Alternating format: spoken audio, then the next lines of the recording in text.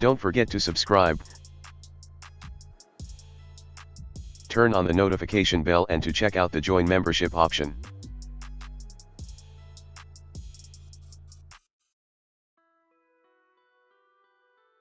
Alright guys, so in this video we will be fixing this katana model right here.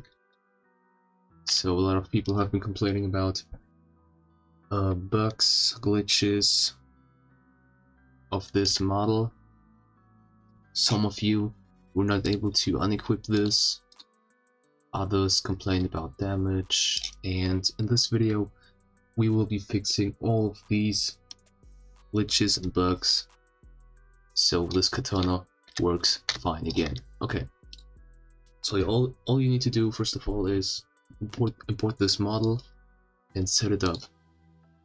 Again, we have this dummy right here which contains animations. I've made a mini tutorial about it, so if you don't know what to do with this dummy, then I highly recommend watching my 4th mini tutorial, I guess, about how to export these dummies or how to work with these dummies. Okay, now all you have to do is, of course, export these animations, update the animation ID inside of this, but that is shown in that 4th mini tutorial I've just talked about. And once you've done that, you can just easily drag this into starter pack and this should work. Okay, now I want to demonstrate the problems people have.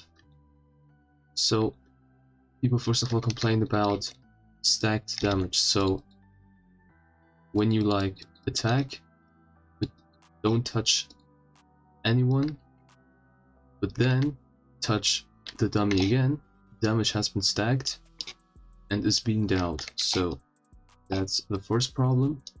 And the second problem is this. So as you guys see, I've unequipped the katana, but my character is still holding, or still in that holding position. I know that I've made a fix for this animation problem a while ago and in my last One Piece tutorial video, but I'm gonna be showing this again for you guys. So yeah, okay, now let's first of all deal with this unequipping issue. So all you have to do is go inside this katana main script, and then we have to stop the equipping animation using another method than this, because this is deprecated. This used to work for me back then, but it does not work anymore somehow. I don't know, but let's use something else. So all we need to do is we will need to get all of the playing animation tracks. So all of the playing animations to make it a bit easier for you guys. So get playing animation tracks. Okay. Then we will loop through that table which is being given out. So this gives out a table with all of the playing animations. Okay. And all we need to do is we need to loop through that table. Okay. And if the content of this table has the name of the animation we are looking for, in this case this animation, equipped animation, then we want to stop it. Okay, so that's the solution for this problem. Okay, and as you can see, it works fine. I'm able to unequip this katana without any issues. Okay, so that's about this. Now let's deal with this damage thing. Okay, so all you have to do is you can remove this and remove this. Now write this.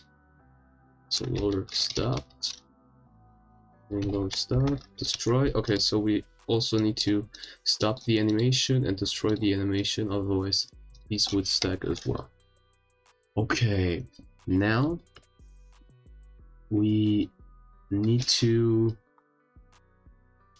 look for a hit folder. Okay, so I've been using this method recently in all of my videos, in all of my recent videos, in which a folder is contained, which I call hit folder, and I'm going to be explaining about this in a bit. Let me just write things down. So we're looking for a hit folder inside of the hit player or the hit dummy, depends on what you're trying to damage. So we're looking for this hit folder, and this hit folder contains values, and these values have the same name as the players who have recently hit that player or dummy. Okay, and every time a player tries to hit this dummy or player, it first of all checks for this hit folder. Okay, so if the hit folder is not there, means there are no values inside, because this hit folder does not exist in the first place.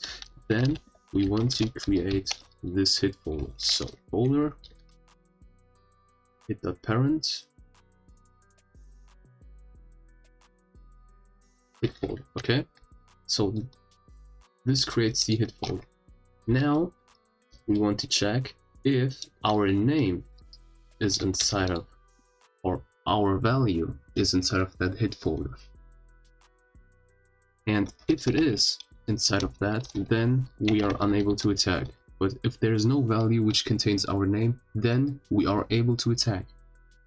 Okay, so player.name local x instance.new integer value inside of this.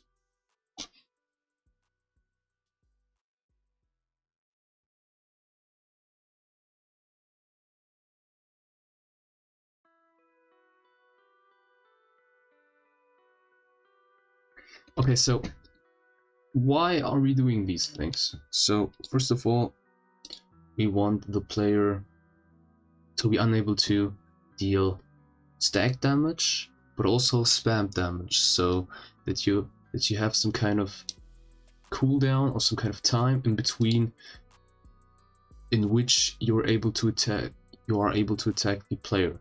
So in this case, we have to wait 2 seconds to attack the player again once we've damaged that player. Okay, and this is it. So this should be the solution for that stack damage issue.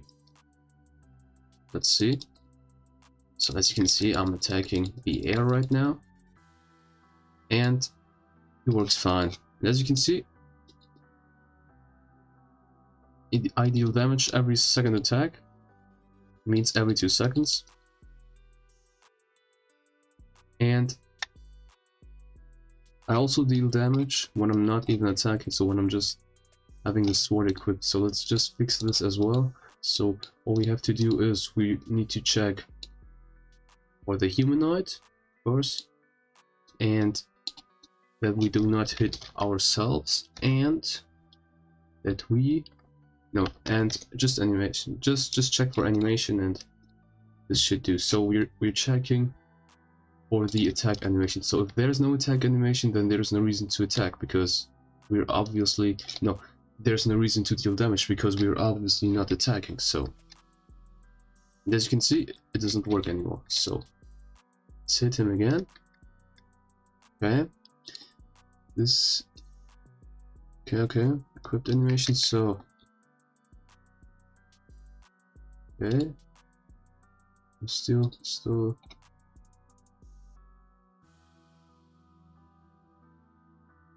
let's write this instead. So character find first child attack animation.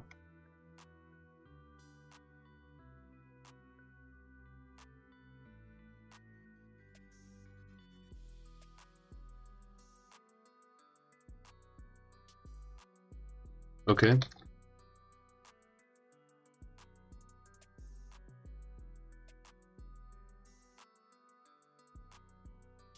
Okay, as you can see, that solution was that problem was fixed as well.